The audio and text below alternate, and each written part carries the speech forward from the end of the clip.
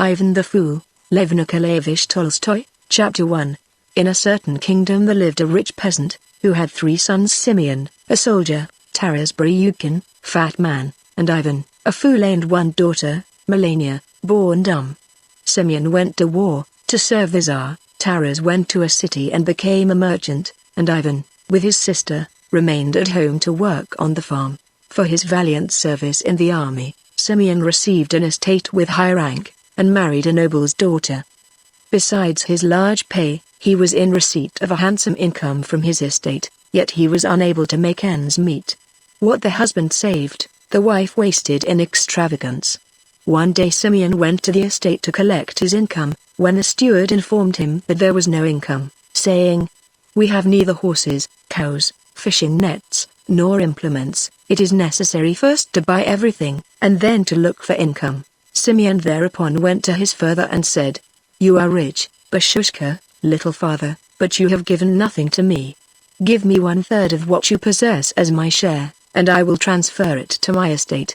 The old man replied, "You did not help to bring prosperity to our household. For what reason, then, should you now demand the 1/3 part of everything? It would be unjust to Ivan and his sister." "Yes," said Simeon, "but he is a fool, and she was born dumb. What need have they of anything? See what Ivan will say." Ivan's reply was, "Well, let him take his share." Simeon took the portion allotted to him, and went again to serve in the army. Taras also met with success. He became rich and married a merchant's daughter, but even this failed to satisfy his desires, and he also went to his father and said, "Give me my share." The old man, however, refused to comply with his request, saying, "You had no hand in the accumulation of our property, and what our household contains is the result of Ivan's hard work." "It would be unjust," he repeated, "to Ivan and his sister." Taras replied, "But he does not need it. He is a fool, and cannot marry, for no one will have him, and sister does not require anything, for she was born dumb."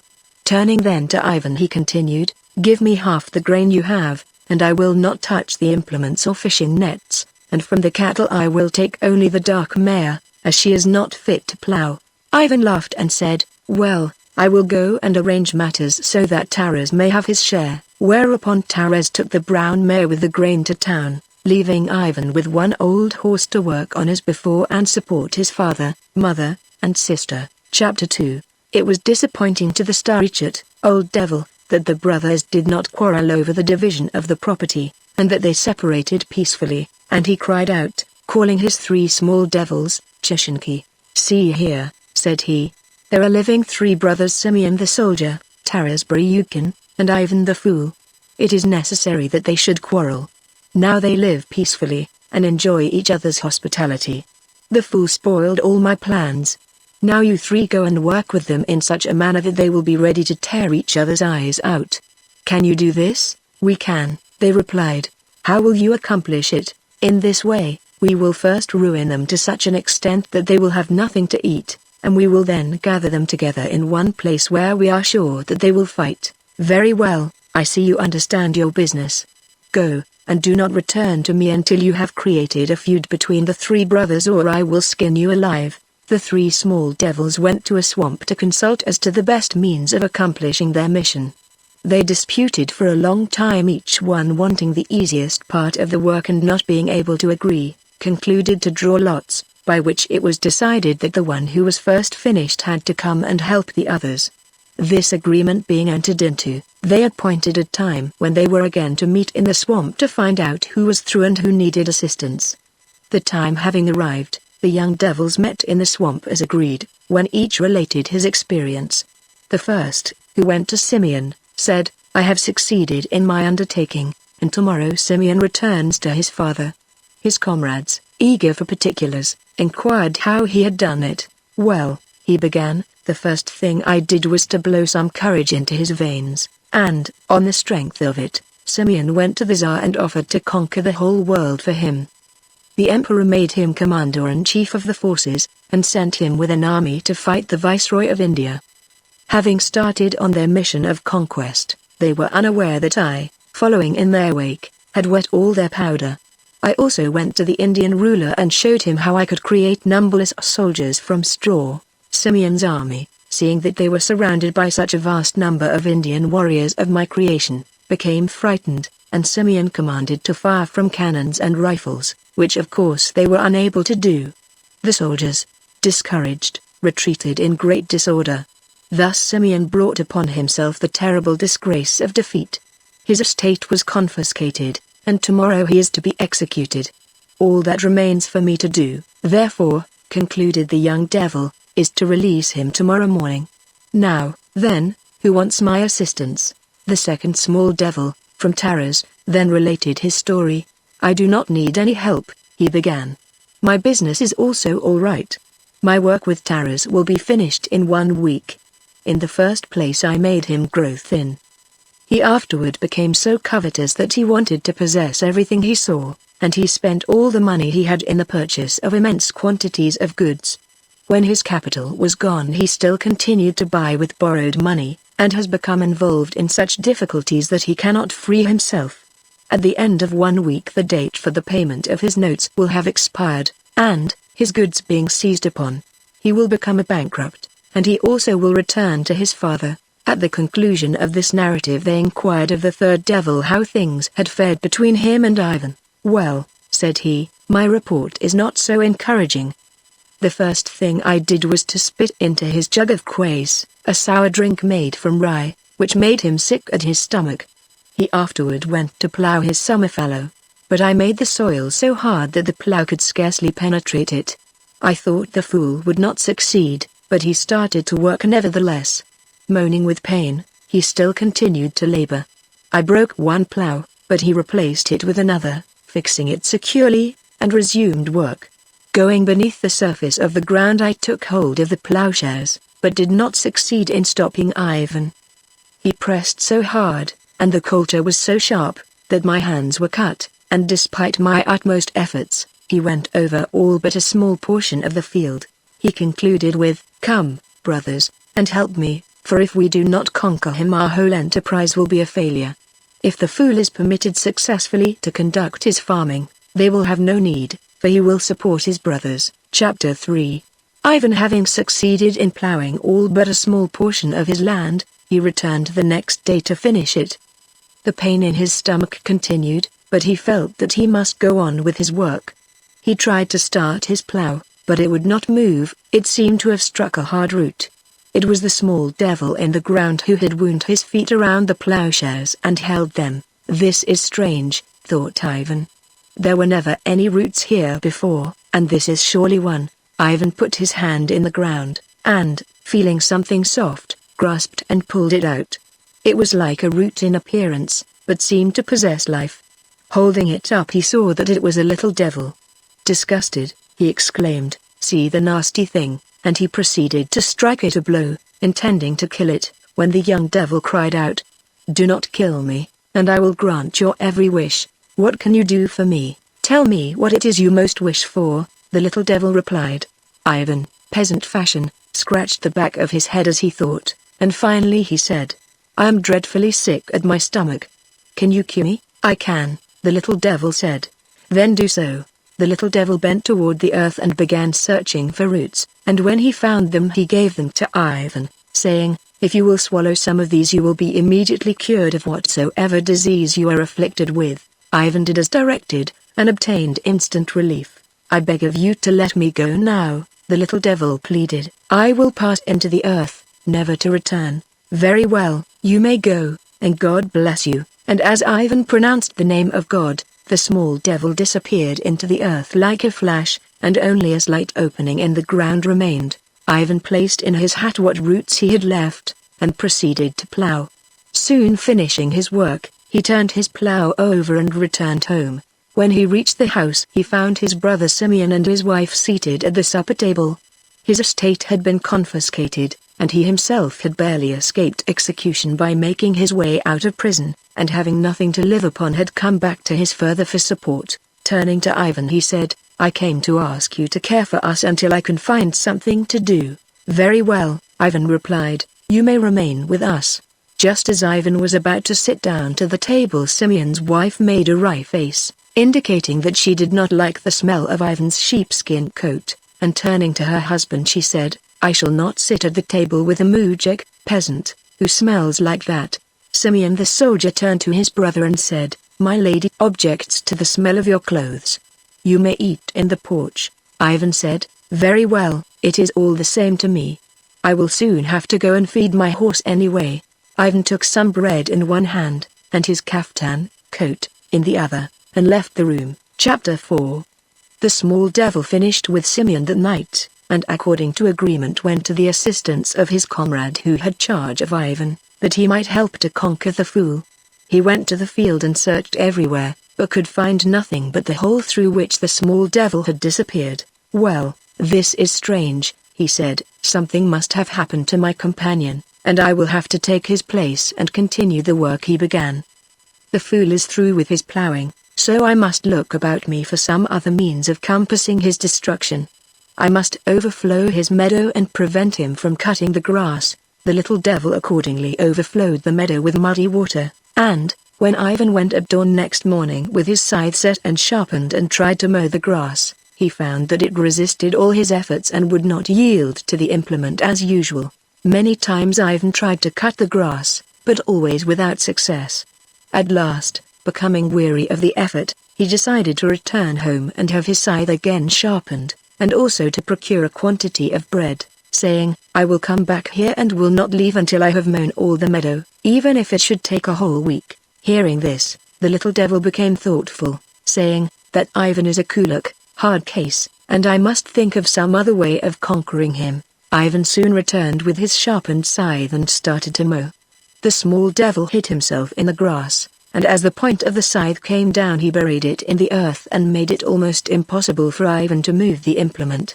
He, however, succeeded in mowing all but one small spot in the swamp, where again the small devil hid himself, saying, Even if he should cut my hands I will prevent him from accomplishing his work. When Ivan came to the swamp he found that the grass was not very thick. Still, the scythe would not work, which made him so angry that he worked with all his might, and one blow more powerful than the others cut off a portion of the small devil's tail, who had hidden himself there. Despite the little devil's efforts, he succeeded in finishing his work, when he returned home and ordered his sister to gather up the grass while he went to another field to cut rye. But the devil preceded him there, and fixed the rye in such a manner that it was almost impossible for Ivan to cut it. However, after continuous hard labor he succeeded, and when he was through with the rye he said to himself, Now I will start to mow oats. On hearing this, the little devil thought to himself, I could not prevent him from mowing the rye, but I will surely stop him from mowing the oats when the morning comes. Early next day, when the devil came to the field, he found that the oats had been already mowed. Ivan did it during the night, so as to avoid the loss that might have resulted from the grain being too ripe and dry. Seeing that Ivan again had escaped him, the little devil became greatly enraged, saying, He cut me all over and made me tired, that fool. I did not meet such misfortune even on the battlefield. He does not even sleep, and the devil began to swear. I cannot follow him, he continued. I will go now to the heaps and make everything rotten. Accordingly he went to a heap of the new mown grain and began his fiendish work.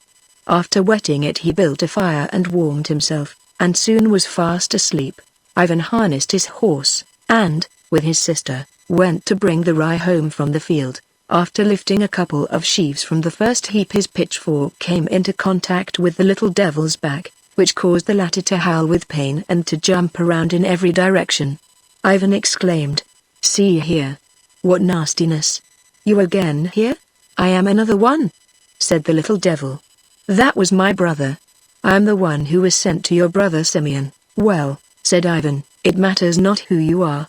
I will fix you all the same. As Ivan was about to strike the first blow the devil pleaded, Let me go and I will do you no more harm. I will do whatever you wish. What can you do for me? Asked Ivan. I can make soldiers from almost anything. And what will they be good for? Oh, they will do everything for you. Can they sing? They can. Well, make them. Take a bunch of straw and scatter it on the ground, and see if each straw will not turn into a soldier. Ivan shook the straws on the ground, and, as he expected, each straw turned into a soldier, and they began marching with a band at their head. Ishti, look you, that was well done. How it will delight the village maidens. he exclaimed. The small devil now said, "Let me go, you do not need me any longer." But Ivan said, "No, I will not let you go just yet. You have converted the straw into soldiers, and now I want you to turn them again into straw, as I cannot afford to lose it." "But I want it with the grain on," the devil replied. "Say, so many soldiers, so much straw." Ivan did as directed, and got back his rye with the straw. The small devil again begged for his release. Ivan, taking him from the pitchfork, said, "With God's blessing you may depart," and, as before at the mention of God's name, the little devil was hurled into the earth like a flash, and nothing was left but the hole to show where he had gone. Soon afterward Ivan returned home, to find his brother Taras and his wife there. Taras Bryukin could not pay his debts, and was forced to flee from his creditors and seek refuge under his father's roof. Seeing Ivan, he said, "Well, Ivan, may we remain here until I start in some new business?" Ivan replied as he had before to Simeon, "Yes, you are perfectly welcome to remain here as long as it suits you." With that announcement he removed his coat and seated himself at the supper table with the others. But Taras Bryukin's wife objected to the smell of his clothes, saying, "I cannot eat with a fool, neither can I stand the smell." Then Taras Bryukin said, "Ivan, from your clothes there comes a bad smell, go and eat by yourself in the porch." "Very well," said Ivan, and he took some bread and went out as ordered, saying, "It is time for me to feed my mare." Chapter 5. The small devil who had charge of Taras finished with him that night, and according to agreement proceeded to the assistance of the other two to help them conquer Ivan. Arriving at the ploughed field he looked around for his comrades, but found only the hole through which one had disappeared, and on going to the meadow he discovered the severed tail of the other, and in the rye field he found yet another hole. "Well," he thought, "it is quite clear that my comrades have met with some great misfortune, and that I will have to take their places and arrange the feud between the brothers." The small devil then went in search of Ivan. But he, having finished with the field, was nowhere to be found. He had gone to the forest to cut logs to build homes for his brothers, as they found it inconvenient for so many to live under the same roof. The small devil at last discovered his whereabouts, and going to the forest climbed into the branches of the trees and began to interfere with Ivan's work. Ivan cut down a tree, which failed, however, to fall to the ground, becoming entangled in the branches of other trees, yet he succeeded in getting it down after a hard struggle. In chopping down the next tree he met with the same difficulties, and also with the third. Ivan had supposed he could cut down 50 trees in a day, but he succeeded in chopping but 10 before darkness put an end to his labors for a time. He was now exhausted, and, perspiring profusely, he sat down alone in the woods to rest. He soon after resumed his work, cutting down one more tree, but the effort gave him a pain in his back, and he was obliged to rest again. Seeing this, the small devil was full of joy. "Well," he thought, "now he is exhausted and will stop work, and I will rest also." He then seated himself on some branches and rejoiced. Ivan again arose, however, and, taking his axe, gave the tree a terrific blow from the opposite side, which felled it instantly to the ground, carrying the little devil with it, and Ivan, proceeding to cut the branches, found the devil alive. Very much astonished, Ivan exclaimed, "Look you! Such nastiness! Are you again here?" "I am another one," replied the devil. "I was with your brother Taras." "Well," said Ivan, "that makes no difference, I will fix you." And he was about to strike him a blow with the axe when the devil pleaded, "Do not kill me, and whatever you wish you shall have." Ivan asked, "What can you do?" "I can make for you all the money you wish." Ivan then told the devil he might proceed, whereupon the latter began to explain to him how he might become rich. "Take," said he to Ivan, "the leaves of this oak tree and rub them in your hands, and the gold will fall to the ground." Ivan did as he was directed, and immediately the gold began to drop about his feet, and he remarked, "This will be a fine trick to amuse the village boys with. Can I now take my departure?" asked the devil, to which Ivan replied, "With God's blessing you may go." At the mention of the name of God, the devil disappeared into the earth. Chapter 6. The brothers, having finished their houses, moved into them and lived apart from their father and brother. Ivan, when he had completed his ploughing, made a great feast, to which he invited his brothers, telling them that he had plenty of beer for them to drink. The brothers, however, declined Ivan's hospitality, saying, "We have seen the beer mujiks drink, and want none of it." Ivan then gathered around him all the peasants in the village and with them drank beer until he became intoxicated, when he joined the Khorovody, a street gathering of the village boys and girls, who sing songs, and told them they must sing his praises, saying that in return he would show them such sights as they had never before seen in their lives. The little girls laughed and began to sing songs praising Ivan, and when they had finished they said, "Very well, now give us what you said you would." Ivan replied, "I will soon show you," and, taking an empty bag in his hand, he started for the woods. The little girls laughed as they said, "What a fool he is." And resuming their play they forgot all about him. Some time after Ivan suddenly appeared among them carrying in his hand the bag, which was now filled. "Shall I divide this with you?" he said. "Yes, divide." They sang in chorus, so Ivan put his hand into the bag and drew it out full of gold coins, which he scattered among them. "Bashushka," they cried as they ran to gather up the precious pieces. The mujiks then appeared on the scene and began to fight among themselves for the possession of the yellow objects. In the melee one old woman was nearly crushed to death. Ivan laughed and was greatly amused at the sight of so many persons quarreling over a few pieces of gold. "Oh, you durachki, little fools," he said, "why did you almost crush the life out of the old grandmother? Be more gentle. I have plenty more, and I will give them to you." Whereupon he began throwing about more of the coins. The people gathered around him, and Ivan continued throwing until he emptied his bag. They clamored for more, but Ivan replied, "The gold is all gone. Another time I will give you more. Now we will some are singing and dancing."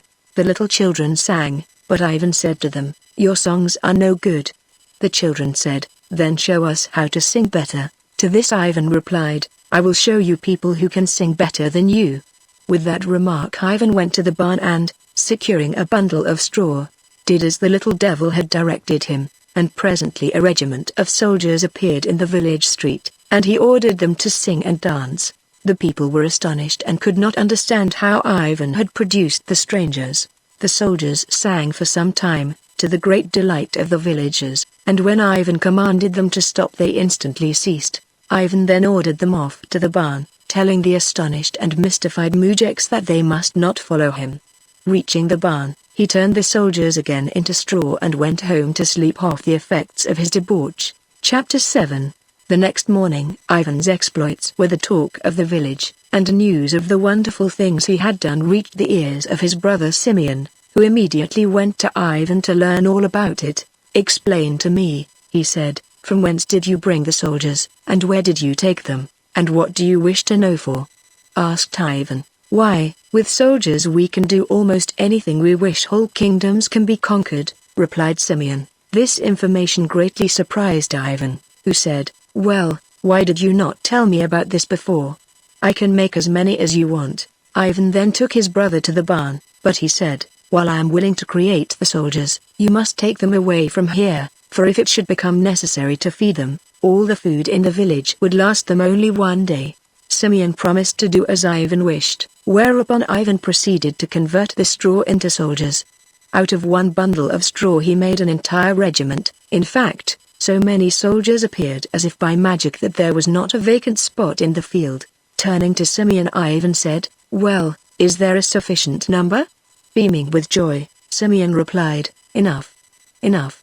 "Thank you, Ivan. Glad you are satisfied," said Ivan, "and if you wish more I will make them for you. I have plenty of straw now." Simeon divided his soldiers into battalions and regiments, and after having drilled them he went forth to fight and to conquer. Simeon had just gotten safely out of the village with his soldiers when Taras, the other brother, appeared before Ivan, he also having heard of the previous day's performance and wanting to learn the secret of his power. He sought Ivan, saying, "Tell me the secret of your supply of gold, for if I had plenty of money I could with its assistance gather in all the wealth in the world." Ivan was greatly surprised on hearing this statement, and said, "You might have told me this before, for I can obtain for you as much money as you wish." Taras was delighted, and he said, "You might get me about 3 bushels. "Well," said Ivan, "we will go to the woods, or, better still, we will harness the horse, as we could not possibly carry so much money ourselves." The brothers went to the woods and Ivan proceeded to gather the oak leaves, which he rubbed between his hands, the dust falling to the ground and turning into gold pieces as quickly as it fell. When quite a pile had accumulated, Ivan turned to Taras and asked if he had rubbed enough leaves into money, whereupon Taras replied, "Thank you, Ivan, that will be sufficient for this time." Ivan then said, "If you wish more, come to me and I will rub as much as you want, for there are plenty of leaves." Taras, with his taranta's wagon, filled with gold, rode away to the city to engage in trade and increase his wealth, and thus both brothers went their way, Simeon to fight and Taras to trade. Simeon's soldiers conquered a kingdom for him and Taras Bryukin made plenty of money. Some time afterward the two brothers met and confessed to each other the source from whence sprang their prosperity, but they were not yet satisfied. Simeon said, "I have conquered a kingdom and enjoy a very pleasant life, but I have not sufficient money to procure food for my soldiers," while Taras confessed that he was the possessor of enormous wealth, but the care of it caused him much uneasiness. "Let us go again to our brother," said Simeon. "I will order him to make more soldiers and will give them to you, and you may then tell him that he must make more money so that we can buy food for them." They went again to Ivan, and Simeon said, "I have not sufficient soldiers, I want you to make me at least 2 divisions more." But Ivan shook his head as he said, "I will not create soldiers for nothing, you must pay me for doing it." "Well, but you promised," said Simeon. "I know I did," replied Ivan, "but I have changed my mind since that time." "But, fool, why will you not do as you promised?" "For the reason that your soldiers kill men, and I will not make any more for such a cruel purpose." With this reply Ivan remained stubborn and would not create any more soldiers. Taras Bryukin next approached Ivan and ordered him to make more money, but, as in the case of Taras, Ivan only shook his head, as he said, "I will not make you any money unless you pay me for doing it. I cannot work without pay." Taras then reminded him of his promise. "I know I promised," replied Ivan, "but still I must refuse to do as you wish." "But why, fool, will you not fulfill your promise?" asked Taras. "For the reason that your gold was the means of depriving Nikolayevna of her cow." "But how did that happen?" inquired Taras. "It happened in this way," said Ivan. "Nikolayevna always kept a cow, and her children had plenty of milk to drink, but some time ago one of her boys came to me to beg for some milk, and I asked, 'Where is your cow?' When he replied, a clerk of Taras Bryukin came to our home and offered 3 gold pieces for her. Our mother could not resist the temptation, and now we have no milk to drink. I gave you the gold pieces for your pleasure, and you put them to such poor use that I will not give you any more." The brothers, on hearing this, took their departure to discuss as to the best plan to pursue in regard to a settlement of their troubles. Simeon said, "Let us arrange it in this way. I will give you the half of my kingdom, and soldiers to keep guard over your wealth, and you give me money to feed the soldiers in my half of the kingdom." To this arrangement Taras agreed, and both the brothers became rulers and very happy. Chapter 8. Ivan remained on the farm and worked to support his father, mother, and dumb sister. Once it happened that the old dog, which had grown up on the farm, was taken sick. When Ivan thought he was dying, and, taking pity on the animal, placed some bread in his hat and carried it to him. It happened that when he turned out the bread, the root which the little devil had given him fell out also. The old dog swallowed it with the bread and was almost instantly cured, when he jumped up and began to wag his tail as an expression of joy. Ivan's father and mother, seeing the dog cured so quickly, asked by what means he had performed such a miracle. Ivan replied, "I had some roots which would cure any disease, and the dog swallowed one of them." It happened about that time that the Tsar's daughter became ill, and her father had it announced in every city, town, and village that whosoever would cure her would be richly rewarded, and if the lucky person should prove to be a single man he would give her in marriage to him. This announcement, of course, appeared in Ivan's village. Ivan's father and mother called him and said, "If you have any of those wonderful roots, go and cure Tsar's daughter. You will be much happier for having performed such a kind act. Indeed, you will be made happy for all your afterlife." "Very well," said Ivan, and he immediately made ready for the journey. As he reached the porch on his way out, he saw a poor woman standing directly in his path and holding a broken arm. The woman accosted him, saying, I was told that you could cure me, and will you not please do so, as I am powerless to do anything for myself? Ivan replied, very well, my poor woman, I will relieve you if I can. He produced a root which he handed to the poor woman and told her to swallow it. She did as Ivan told her and was instantly cured, and went away rejoicing that she had recovered the use of her arm. Ivan's father and mother came out to wish him good luck on his journey, and to them he told the story of the poor woman, saying that he had given her his last root. On hearing this, his parents were much distressed, as they now believed him to be without the means of curing the Tsar's daughter, and began to scold him. You had pity for a beggar and gave no thought to the Tsar's daughter. They said, I have pity for the Tsar's daughter also, replied Ivan, after which he harnessed his horse to his wagon and took his seat ready for his departure, whereupon his parents said, where are you going, you fool, to cure Tsar's daughter, and without anything to do it with? Very well, replied Ivan, as he drove away. In due time he arrived at the palace, and the moment he appeared on the balcony the Tsar's daughter was cured. The Tsar was overjoyed and ordered Ivan to be brought into his presence. He dressed him in the richest robes and addressed him as his son-in-law. Ivan was married to the Tsarevna, and, the Tsar dying soon after, Ivan became ruler. Thus the three brothers became rulers in different kingdoms. Chapter 9. The brothers lived and reigned. Simeon, the eldest brother, with his straw soldiers took captive the genuine soldiers and trained all alike. He was feared by everyone. Taras Bryukin, the other brother, did not squander the gold he obtained from Ivan, but instead greatly increased his wealth, and at the same time lived well. He kept his money in large trunks, and, while having more than he knew what to do with, still continued to collect money from his subjects. The people had to work for the money to pay the taxes which Taras levied on them, and life was made burdensome to them. Ivan the Fool did not enjoy his wealth and power to the same extent as did his brothers. As soon as his father-in-law, the late Tsar, was buried, he discarded the imperial robes which had fallen to him and told his wife to put them away, as he had no further use for them. Having cast aside the insignia of his rank, he once more donned his peasant garb and started to work as of old. I felt lonesome, he said, and began to grow enormously stout, and yet I had no appetite, and neither could I sleep. Ivan sent for his father, mother, and dumb sister, and brought them to live with him, and they worked with him at whatever he chose to do. The people soon learned that Ivan was a fool.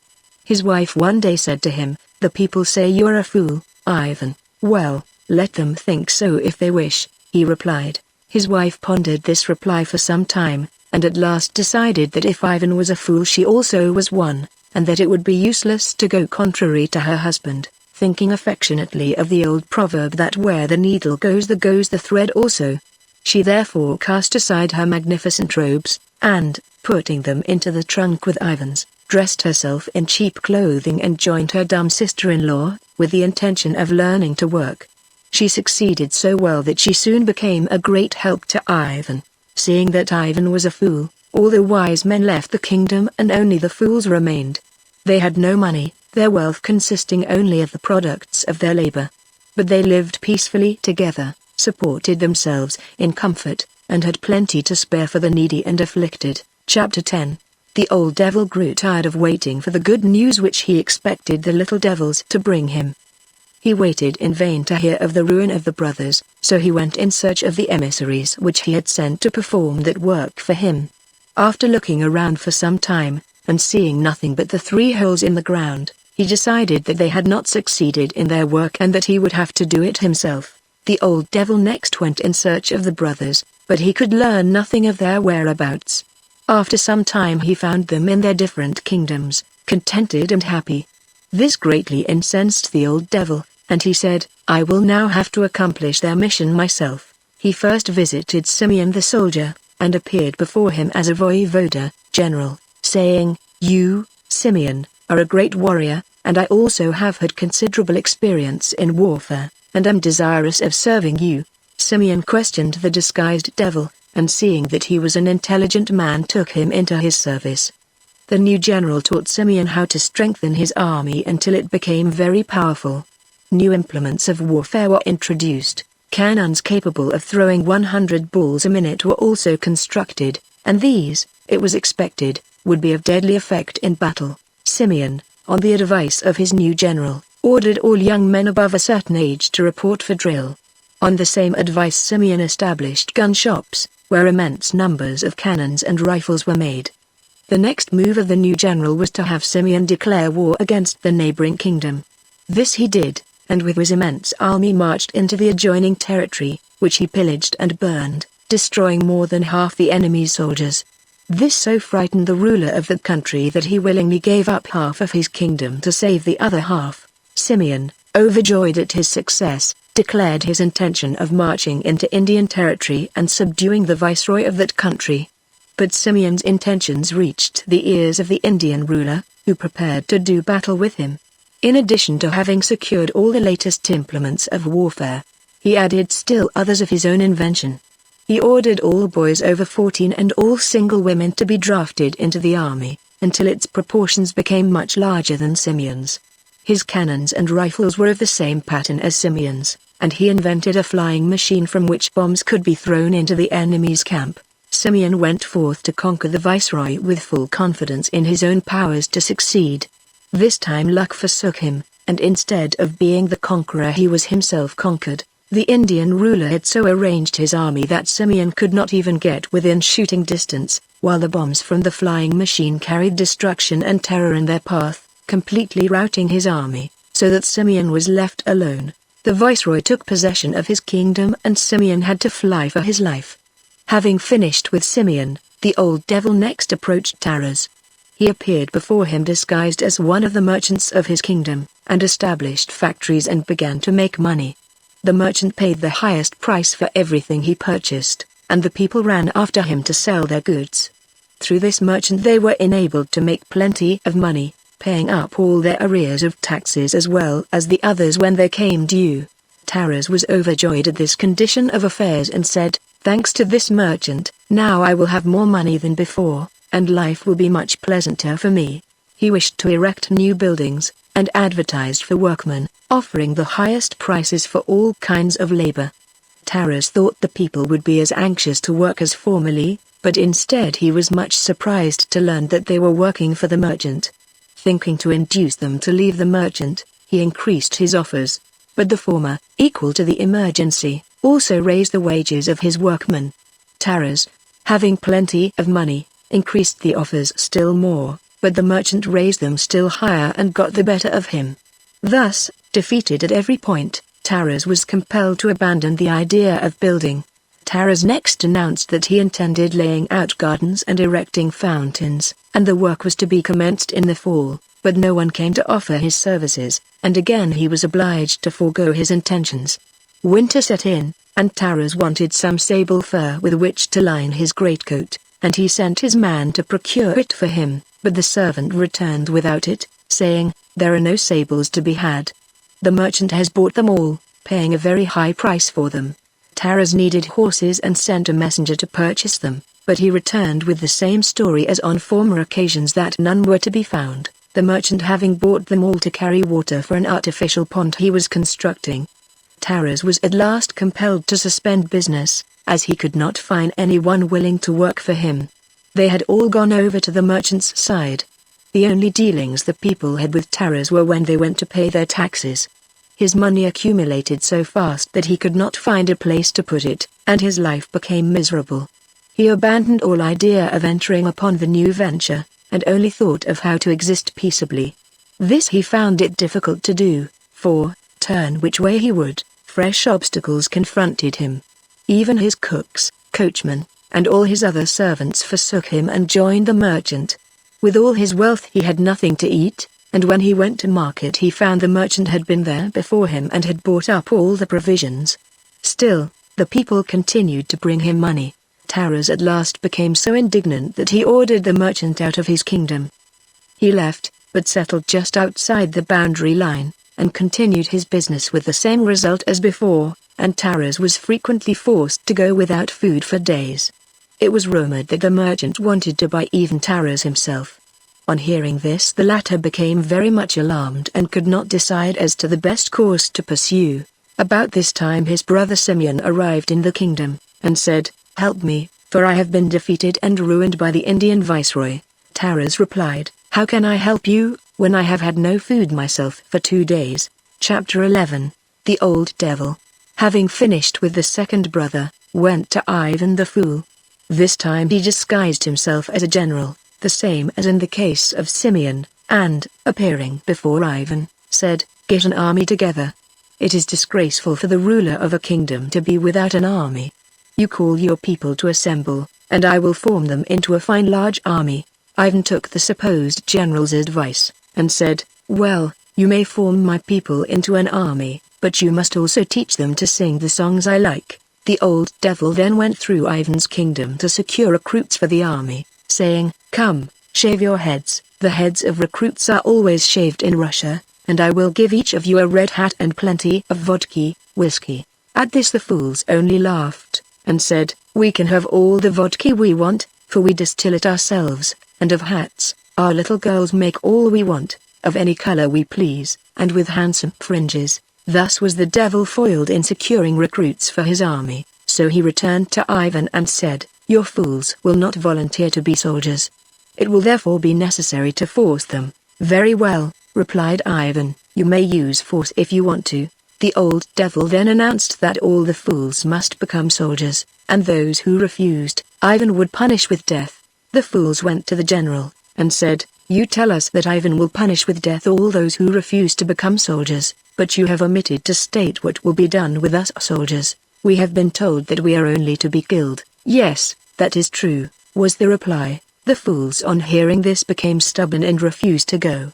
"Better kill us now if we cannot avoid death, but we will not become soldiers," they declared. "Oh, you fools," said the old devil, "soldiers may and may not be killed, but if you disobey Ivan's orders you will find certain death at his hands." The fools remained absorbed in thought for some time and finally went to Ivan to question him in regard to the matter. On arriving at his house they said, "A general came to us with an order from you that we were all to become soldiers, and if we refused you were to punish us with death. Is it true?" Ivan began to laugh heartily on hearing this, and said, "Well, how I alone can punish you with death is something I cannot understand. If I was not a fool myself I would be able to explain it to you, but as it is I cannot." "Well, then, we will not go." They said. "Very well," replied Ivan, "you need not become soldiers unless you wish to." The old devil, seeing his schemes about to prove failures, went to the ruler of Tarakania and became his friend, saying, "Let us go and conquer Ivan's kingdom. He has no money, but he has plenty of cattle, provisions, and various other things that would be useful to us." The Tarakanian ruler gathered his large army together, and equipping it with cannons and rifles, crossed the boundary line into Ivan's kingdom. The people went to Ivan and said, "The ruler of Tarakania is here with a large army to fight us." "Let them come," replied Ivan. The Tarakanian ruler, after crossing the line into Ivan's kingdom, looked in vain for soldiers to fight against, and waiting some time and none appearing, he sent his own warriors to attack the villages. They soon reached the first village, which they began to plunder. The fools of both sexes looked calmly on, offering not the least resistance when their cattle and provisions were being taken from them. On the contrary, they invited the soldiers to come and live with them, saying, "If you, dear friends, find it is difficult to earn a living in your own land, come and live with us, where everything is plentiful." The soldiers decided to remain, finding the people happy and prosperous, with enough surplus food to supply many of their neighbors. They were surprised at the cordial greetings which they everywhere received, and, returning to the ruler of Tarakania, they said, "We cannot fight with these people, take us to another place. We would much prefer the dangers of actual warfare to this unsoldierly method of subduing the village." The Tarakanian ruler, becoming enraged, ordered the soldiers to destroy the whole kingdom, plunder the villages, burn the houses and provisions, and slaughter the cattle. "Should you disobey my orders," said he, "I will have every one of you executed." The soldiers, becoming frightened, started to do as they were ordered, but the fools wept bitterly, offering no resistance, men, women, and children all joining in the general lamentation. "Why do you treat us so cruelly?" they cried to the invading soldiers. "Why do you wish to destroy everything we have? If you have more need of these things than we have, why not take them with you and leave us in peace?" The soldiers, becoming saddened with remorse, refused further to pursue their path of destruction, the entire army scattering in many directions. Chapter 12.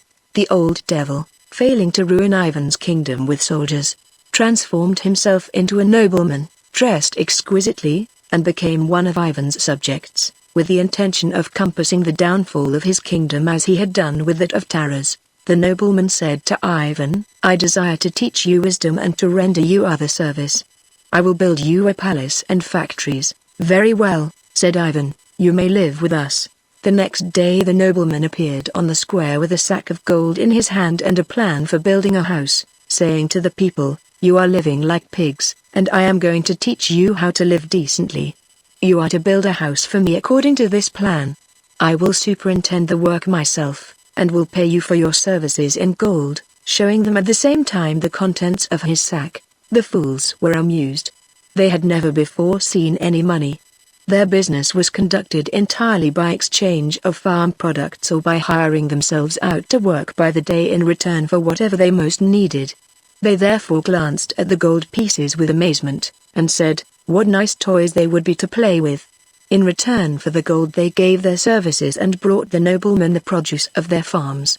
The old devil was overjoyed as he thought, "Now my enterprise is on a fair road and I will be able to ruin the fool as I did his brothers." The fools obtained sufficient gold to distribute among the entire community, the women and young girls of the village wearing much of it as ornaments, while to the children they gave some pieces to play with on the streets. When they had secured all they wanted they stopped working, and the nobleman did not get his house more than half finished.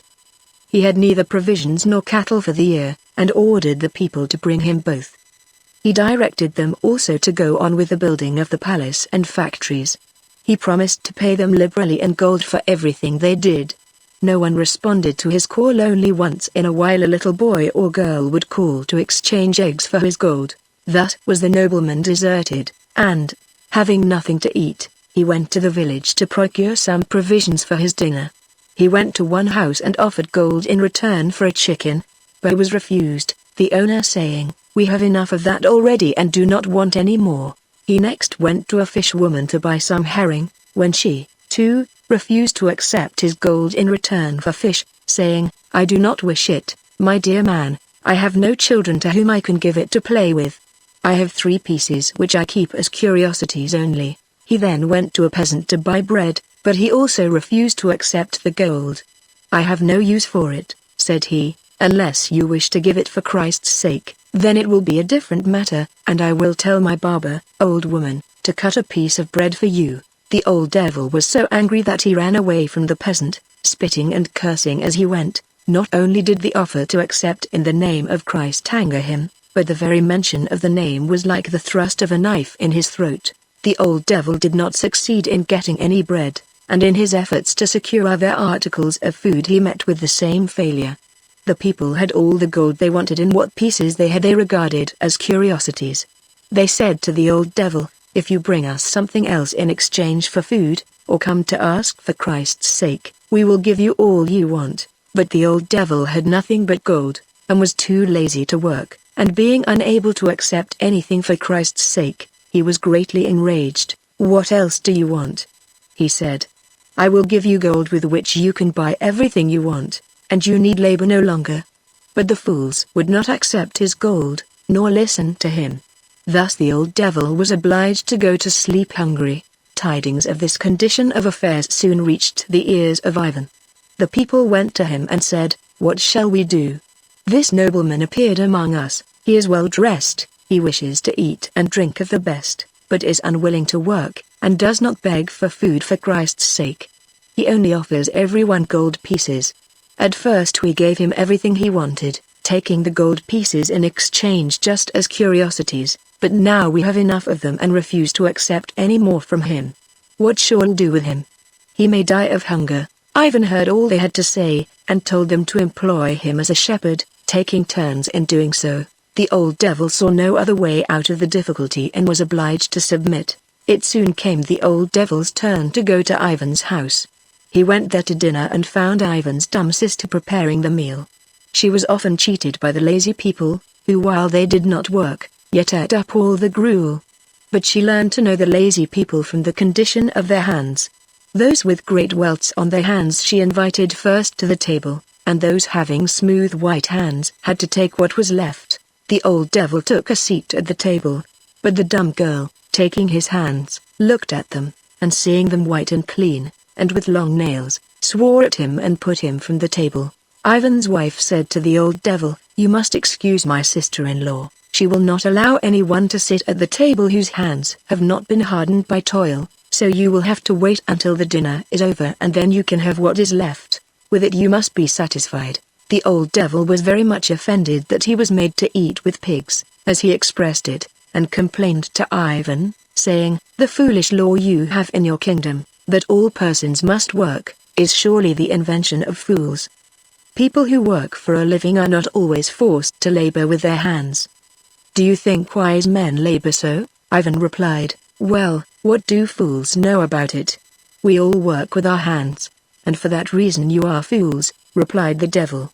"I can teach you how to use your brains, and you will find such labor more beneficial."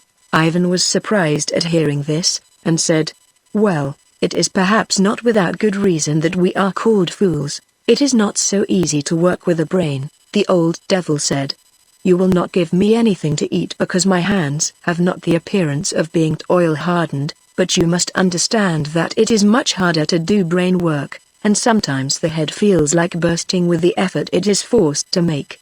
Then why do you not select some light work that you can perform with your hands?" Ivan asked. The devil said, "I torment myself with brain work because I have pity for you fools, for, if I did not torture myself, people like you would remain fools for all eternity.